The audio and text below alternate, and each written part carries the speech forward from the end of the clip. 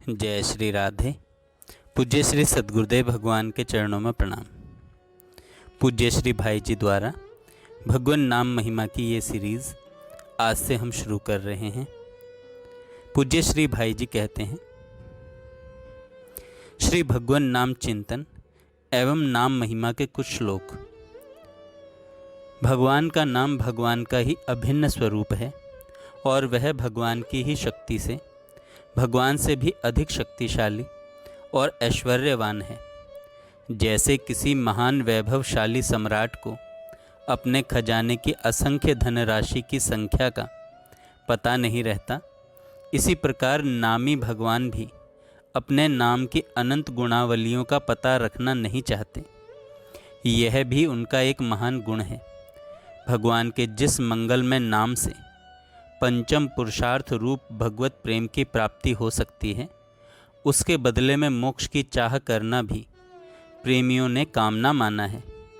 अतएव लोक परलोक की किसी भी क्षुद्र महान कामना में नाम का प्रयोग करना एक प्रकार से अविवेक या मूर्खता ही है। लोक परलोक के जो भोग हैं सभी दुख योनि और विनाशी हैं। ऐसे मधुर विष रूप विषयों की चाह करना और नाम के बदले में उन्हें चाहना मूर्खता है। तुलसीदास हरि नाम सुधा तजी, सठ हठी पियत विषय विष मांगी। अतः बुद्धिमान और अपना यथार्थ कल्याण चाहने वाले पुरुष का यही कर्तव्य है कि वह अपने जीवन को भगवान नाम में बना दे और नाम के फलस्वरूप उत्तरोत्तर बढ़ती हुई नाम निष्ठा की ही कामना करे। यही भगवान के नाम का आदर है और इसी भाव से नाम का सेवन भी करना चाहिए। परंतु जब तक यह भाव जागृत ना हो, तब तक किसी भी भाव से किसी भी सत्कामना को लेकर भगवान के नाम का आश्रय लेने में कोई आपत्ति नहीं है।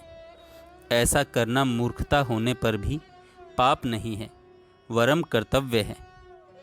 अवश्य ही जिसमें किसी दूसरे का जरा भी अहित होता हो और परिणाम में अपना भी अहित होता हो, ऐसे किसी कार्य की सिद्धि के लिए भगवान के नाम का प्रयोग कभी नहीं करना चाहिए। जब तक भगवान के नाम में रति न पैदा हो जाए, तब तक रुचि के साथ भगवान का नाम लेना चाहिए। जब तक रुचि न पैदा हो, तब तक भगवान के नाम का अभ्यास करना चाहिए और अभ्यास की दृढ़ता न होने तक अमोघ औषधि के रूप में ही भगवान का नाम लेना चाहिए। भगवान का नाम नित्य मधुर और दिव्य अमृत स्वरूप है। उदाहरण के लिए, मिश्री मीठी होने पर भी पित्त के रोगी की जीभ कड़वी होने के कारण मिश्री कड़वी लगती है, परंतु मिश्री पित्त नाश की दवा है। मिश्री के सेवन से पित्त का शमन होने पर जब जीभ का कड़वापन मिट जाता है, तब मिश्री मीठी लगने लगती है, क्योंकि वह मीठी ही है। इसी प्रकार पूर्व संचित कर्म मल के कारण हमारी दूषित वृत्ति जब तक भगवान के नाम के माधुर्य का अनुभव नहीं करती, बल्कि उसे कड़वा समझती है, तब तक दवा के रूप में जबरदस्ती उसे लेते रहना चाहिए।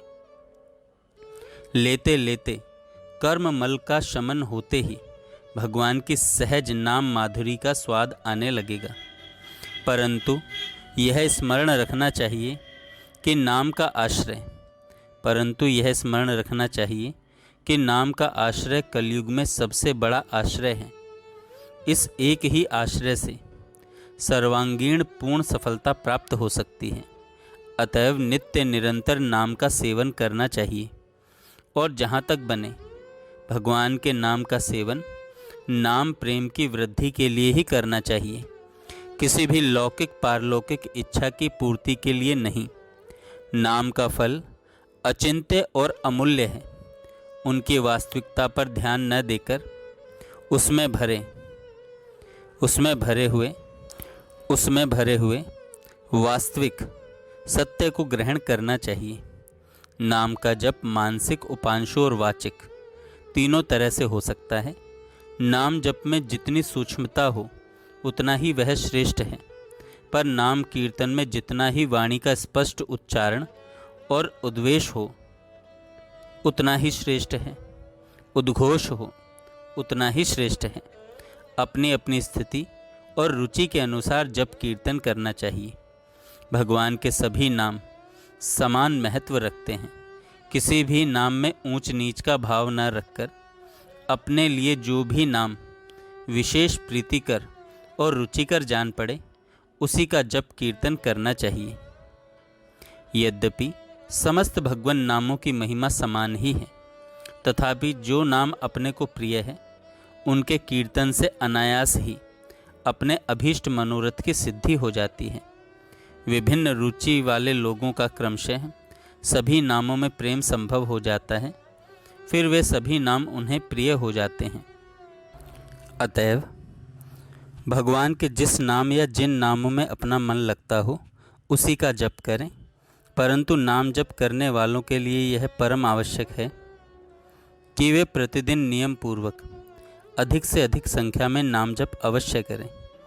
इस नियमित जप के अतिरिक्त दिन रात बिना संख्या के नाम जप होता रहे, इसके लिए सावधानी के साथ प्रयत्नशील रहें।